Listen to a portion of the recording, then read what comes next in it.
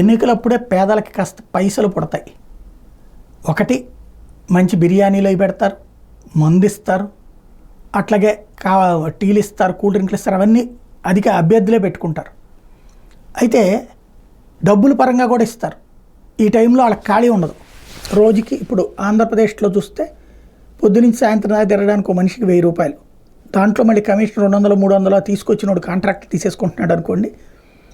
అది కొంతమంది అయితే ఇవ్వడానికి సిద్ధపడుతున్నారు, కొంతమంది అట్టగాదు నాకు 100 తీసుకొని నాకు 900 కావాలంటున్నారు. అట్లాగే నడుస్తున్నాయి ప్రస్తుతం ఆంధ్రప్రదేశ్లో ప్రతి అభ్యర్థి వెనకాల తిరిగేటటువంటి వాళ్ళ డబ్బులు.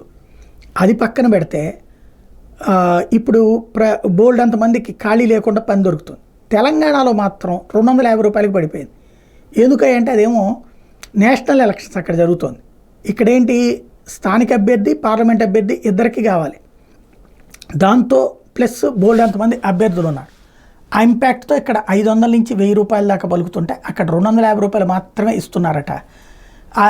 ఇలా పని ఇదివరకటి రోజుల్లో ఇచ్చేవాళ్ళు 500, మొన్న అసెంబ్లీ ఎన్నికలకి పార్లమెంట్ ఎన్నికలు విడిగా పెట్టి చెడగొడుతున్నారబ్బా అని చెప్పి వాళ్ళు మాట్లాడుకుంటుంటాం అనేది ప్రజలు నవ్వుకుంటూ చూస్తున్నారు.